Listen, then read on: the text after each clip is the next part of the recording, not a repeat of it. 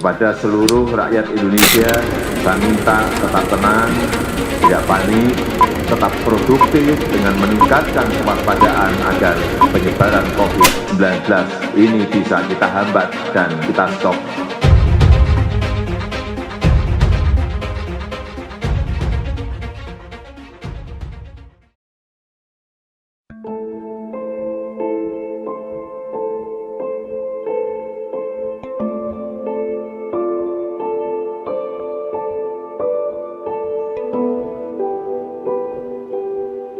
Jakarta senja hari ini tampak lenggang tak seperti biasanya. Tak banyak masyarakat berlalu lalang. Mereka terpaksa mengurangi aktivitas di luar rumah untuk menekan penyebaran virus baru yang dikenal dengan sebutan Coronavirus Disease 19 atau yang kita kenal COVID-19. Nur Ani, ibu berusia 55 tahun ini juga melakukan karantina mandiri seperti yang dianjurkan pemerintah.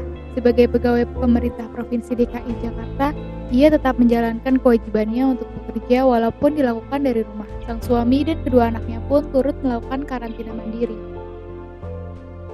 Sore itu, setelah pekerjaan kantornya selesai, Nur Ani menyiapkan hidangan untuk berbuka puasa bersama keluarga kecilnya. Setelah berbuka puasa, mereka melaksanakan ibadah sholat maghrib, isya, dan tarawih di rumah. Di tengah masa karantina akibat merebaknya kasus COVID-19, Nur Ani dan keluarganya memilih untuk beribadah bersama di rumah daripada di masjid. Adanya virus corona COVID-19 ini, memang Pemprov DKI dalam hal ini Pak Gubernur mengadakan pengaturan sistem kerja untuk ASN dengan bekerja di rumah atau WFH. Dengan adanya wabah virus corona COVID-19 ini, saya merasa prihatin dan sangat sedih. Apalagi dalam menjalankan ibadah puasa tahun ini adalah kita tidak bisa mengikuti sholat di masjid, tidak bisa juga berkumpul dengan berkeluarga. Jadi ruang gerak kita sangat terbatas untuk menghindari memang penyebaran COVID yang terlalu luas.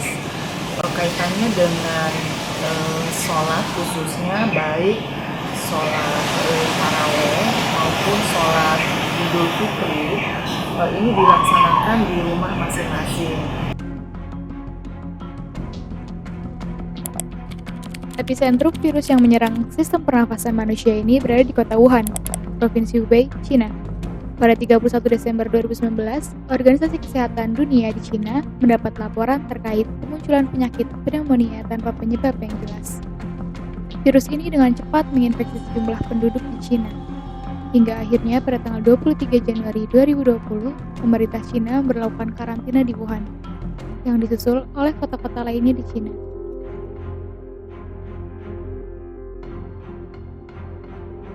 Tak berhenti di China saja, kasus positif COVID-19 mulai bermunculan di luar China. Virus ini menyebar dengan cepat, berbagai belahan dunia hingga ke Indonesia. Hal ini tentu membuat WHO memberi himbauan tegas kepada pemerintah untuk mengambil tindakan mendesak dan agresif. Presiden Indonesia, Joko Widodo, menginstruksikan masyarakat untuk mengurangi aktivitas di luar rumah mulai 16 Maret 2020 hingga keadaan kondusif. Di saat banyak negara lain melakukan lockdown untuk menekan penyebaran COVID-19, Indonesia tidak mengambil kebijakan yang sama. Presiden Jokowi lebih memperketat penerapan pembatasan sosial berskala besar atau yang kita kenal dengan PSBB, physical distancing, dan protokol kesehatan. Pemerintah terus berkomunikasi dengan WHO dan menggunakan protokol kesehatan WHO, serta berkonsultasi dengan para ahli kesehatan masyarakat dalam menangani penyebaran COVID-19 ini. Terhitung hingga tanggal 12 Juni 2020, pasien positif COVID-19 di Indonesia mencapai 35.295 orang, dengan pasien sembuh sebanyak 12.636 orang.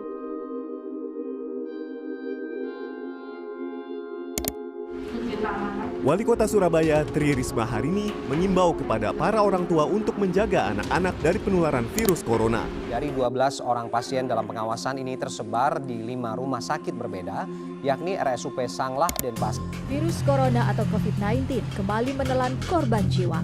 Seorang pasien positif COVID-19 di Jawa Tengah meninggal dunia di Rumah Sakit Karya di Semarang.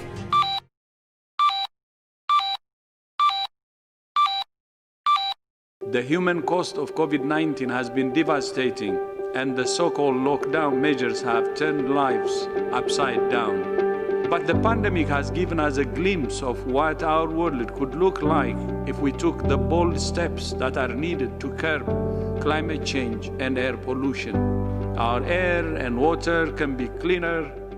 Dengan kondisi ini, saatnya kita kerja dari rumah,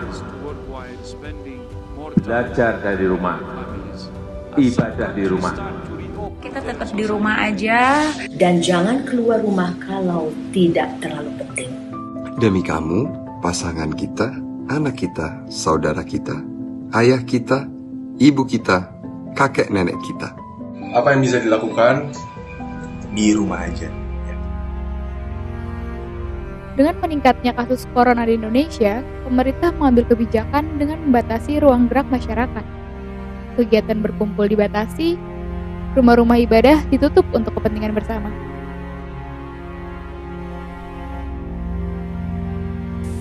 PGI mengimbau gereja mengembangkan ibadah yang bisa dijangkau umat dari rumah masing-masing.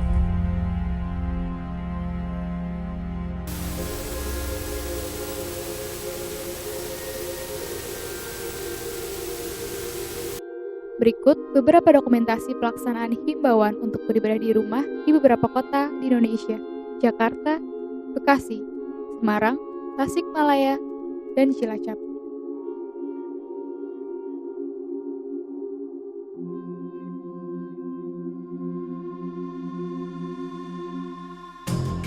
Jakarta. Penyebaran virus COVID-19 di Jakarta dan sekitarnya membuat Keuskupan Agung Jakarta memutuskan untuk semua kegiatan yang berpotensi mengumpulkan banyak orang ditiadakan. Suasana gereja Katedral Jakarta kini sepi karena hanya gelar layanan misa secara online. Bekasi. Begitu juga yang dirasakan oleh masyarakat yang ada di Bekasi.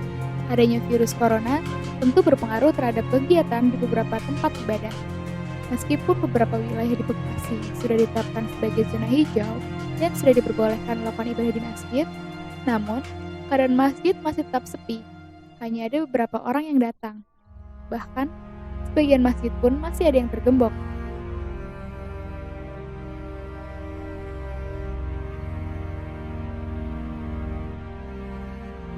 Semarang.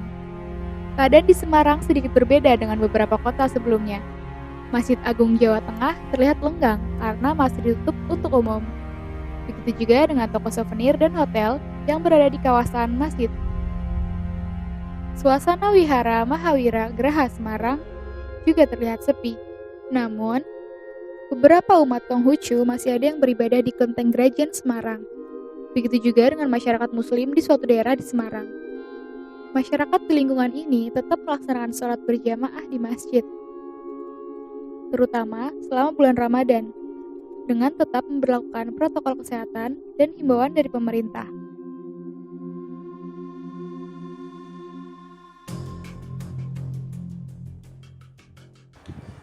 Karena kondisi masjid kita berada di perumahan yang satu pintu, one gate, dan sudah ada kesepakatan antara pengurus RT dan RW bahwa kita tetap mengadakan sholat di masjid dengan ketentuan dari pemerintah yang ada, yaitu social distancing, jaga jarak tadi, dan pakai masker, dan pulangnya pakai hand sanitizer.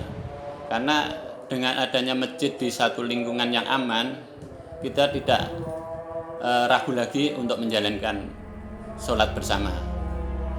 Tasikmalaya. Gereja Katolik Hati Kudus Yesus Tasikmalaya masih ditutup untuk sementara. Tidak ada aktivitas ibadah sama sekali di gereja tersebut. Meski masyarakat Tasikmalaya dihimbau untuk beribadah di rumah masing-masing, namun salah satu masjid di dalam perumahan di Tasikmalaya tetap melaksanakan sholat Idul Fitri berjamaah.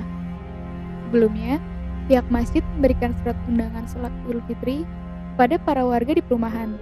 Mereka tetap mengikuti protokol kesehatan dan juga menjaga jarak serta memakai masker.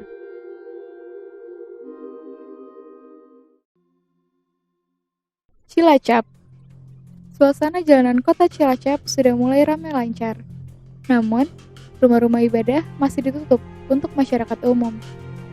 Seperti Wihara Nusa Dharma dan juga Gereja Katolik Santo Stefanus Cilacap, yang terlihat tenggang tidak ada orang sama sekali. Begitu pula dengan Masjid Agung Darussalam Cilacap. Hanya terlihat beberapa orang yang melaksanakan ibadah, namun hanya di teras masjid saja.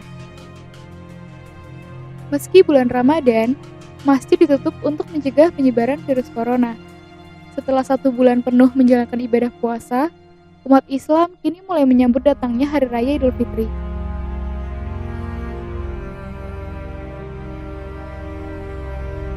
Keutamaan ibadah di rumah pada masa pandemik seperti ini adalah untuk kebaikan dan keselamatan bersama. Dengan kita tetap berada di rumah, tentu akan lebih banyak manfaatnya daripada kita beribadah beramai-ramai ke rumah ibadah.